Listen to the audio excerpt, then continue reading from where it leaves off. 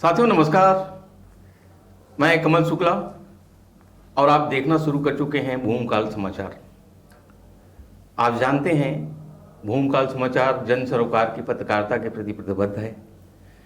हमें किसी भी धर्म में पहाड़, नदी, नालों और जंगल के पुनर्जन्म की कल्पना कभी नहीं सुनी है। जो भी प्राकृतिक संसाधन आज मौजूद है उसे हजारों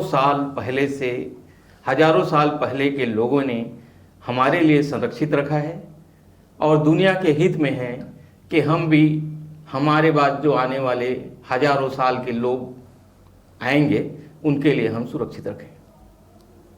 भूमकाल अपने और प्रकृति के अस्तित्व के लिए जल, जंगल, जमीन की लड़ाई लड़ रहे आदिवासियों की आवाज़ है और आदिवासियों की जो यह आवाज़ है, आदिवासियों की जो यह लड़ाई है, केवल उनकी नहीं बल्कि समस्त मानव जाति और पूरी दुनिया की लड़ाई है।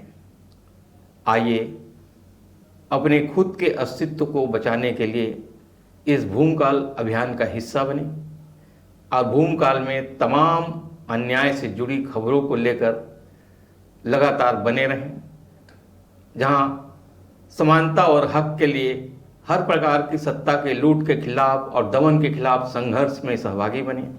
आज हम बात करेंगे आदिवासियों के सांस्कृतिक अस्तित्व के लूट के बारे में। वैसे तो हम भूमकाल समाचार आपके सामने राजनीतिक लूट, कॉर्पोरेट लूट की बात लगातार करते रहती है, लगातार अन्याय की बात करती है, आदिवासियों की हत्याओं की बात करती है, निर्दोष आदिवासियों की हत्याओं की बात करती है मुठभेड़ के नाम पर। मगर अभी हम आज के इस एपिसोड में धार्मिक, राजनीतिक, सामाजिक, भौगोलिक, ऐतिहासिक लूट जो सदियों से चलता आ रहा है उसके एक हिस्से की बात करने जा रहे हैं। बस्तर का सांस्कृतिक जीवन शैली विभिन्न विविधताओं से सदियों से भरा पड़ा है और सदियों के अनुभव से सीखे हुए जो उनके जगह हैं, उनके अनुभव हैं, उनके विज्ञान हैं, उससे भरा पड़ा है, जिसका लगातार उपेक्षा किया जाता है। आपको बस्तर के जीवन के बारे में यह समझ में आ चुका होगा कि बस्तर के देवी देवता वही होते हैं जो उनके जीवन में काम आए, जो उनके प्रकृति का हिस्सा है, जो खेत हो सकते हैं, उनके जंगल हो सकता है, पहाड़ हो सकता है, नदी हो सकते हैं, सारे पेड़ पौधे हो सकते हैं, जड़ी बूटी हो सकता है, जो देवी देवताओं की पूजा में काम आता है। और अक्सर देवी देवता आदिवासियों के प्राकृतिक जीवन से जुड़े ही होते हैं, उनके काम ही आते हैं। और आदिवासियों में एक शक्ति और होती है, एक और क्षमता होता है कि अगर उनके काम नहीं आते तो उनके लिए भी एक शर्त रहता है, देवताओं को काम आए तभी तो मानेंगे, नहीं तो नहीं मानेंगे। ये आदिवासियों में सदियों से चला आ रहा है। देवता उनके कोई अंधविश्वास नहीं होता है जैसे बाहर की दुनिया के लिए होता है कि हम तो देवता से डरते हैं। और उनके जीवन से जुड़ी तमाम चीज़ें, जल, पानी, नदी, पहाड़, बस्तर के तो सारे पहाड़ देवता हैं, बस्तर की सारी नदियाँ देवता है। तो बस्तर की सभ्यता, बस्तर की संस्कृति में एक चीज़ और महत्वपूर्ण है, बहुत सारी महत्वपूर्ण चीज़ों पर हम आगे चर्चा जारी रखेंगे, मगर स्त्री पुरुष भेद नहीं है और दोनों के बीच में कोई बांटा नहीं किया है कोई काम धाम। वो सारे काम स्त्री भी कर सकती है, सारे काम पुरुष भी कर सकते हैं। ये एक आर्थिक अध्ययन में बल्कि ये भी माना जाता है कि आर्थिक क्षेत्र में यानी मेहनत का काम करने में स्त्रियां ज़्यादा आगे रहती है, पर्दा प्रथा नहीं होता, बहुत सारी ऐसी बुराइयां नहीं रहती, सामाजिक रूप से सब एक रहते हैं।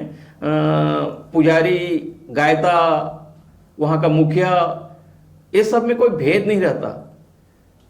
तो अगर आप किसी गांव में जाते हैं तो कितनी संख्या है, तो मैं आज 35 सालों से बस्तर में जा रहा हूं, पहली बार मुझे भी पता चला कि पता कैसे चलता है कि गांव में कितनी संख्या है और गांव में भेद नहीं है। तो ये बात आप गांव में जब जाएंगे तो किसी गांव में शिकायत करके लाया गया है, जब उसके हिस्से हो रहे हैं तो उसी से हमें पता चल जाता है, चाहे गायता हो, चाहे मुखिया हो, चाहे सामान्य आदमी हो, चाहे एक औरत हो किसी घर में, सबके लिए समान व्यवस्था रहता है। इस पूरी प्रक्रिया को समान खेती बाड़ी, सामूहिक खेती आज भी बस्तर में ही जारी है। इस सामूहिकता को, इस भेदभाव और हित व्यवस्था को लूटने की कोशिश सदियों से जारी है, मगर आज बहुत तेजी से चला आ रहा है। भूमकाल समाचार इसका लगातार अध्ययन करते आ रहे हैं। आज इसी सांस्कृतिक व्यवस्था को लेकर, बस्तर की सांस्कृतिक सोच को लेकर हम पूनम वासम जी की एक बहुत सुंदर कविता आपके सामने पेश करने जा रहे हैं। पूनम वासम जी के बारे में बस्तर से संबंधित साहित्य को पढ़ने लिखने वाले सभी देश के बुद्धिजीवी जानते हैं कि खुद पूनम वासम एक बस्तर में ही पैदा हुई, बस्तर में ही पली बढ़ी और बस्तर की संस्कृति में रची बसी है, बस्तर की तमाम पीड़ा से वो दिल से जुड़ी है, तो उनकी कविता में भी यही भाव है।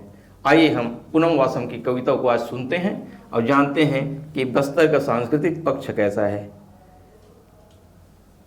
तो जहां ईश्वर की मौत निश्चित है।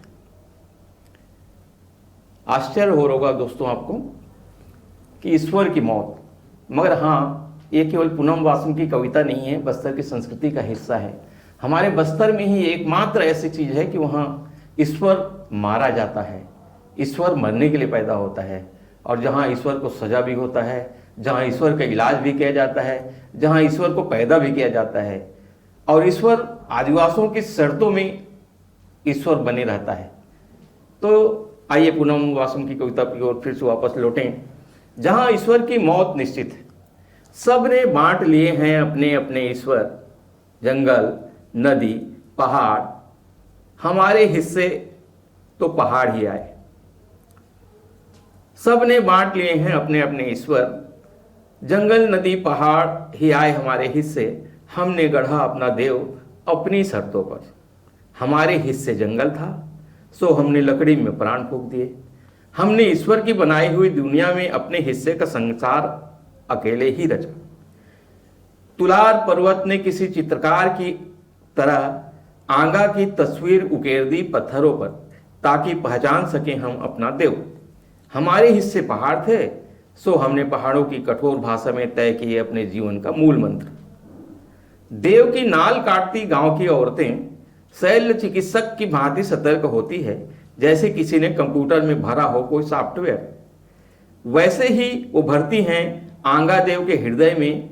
ध्यान दीजिए, आंगा देव, बस्तर का आंगा देव लकड़ी से बनाया जाता है, बनने की प्रक्रिया होती है। वैसे ही वो भरती है आंगा देव के हृदय में चलती फिरती हड्डियों के लिए प्रेम। देव ने हमें नहीं, हमने देव को जन्म दिया। देव की उम्र निर्धारित होती है। देव यहाँ मनुष्यों की तरह जीता, खाता, हंसता और बोलता भी है।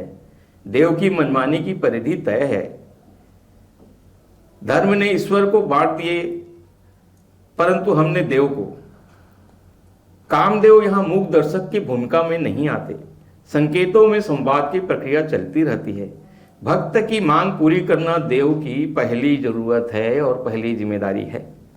एक हाथ दे और एक हाथ ले वाली कहावत भक्त और देव के बीच प्रार्थनाओं का पुल बनाते हैं।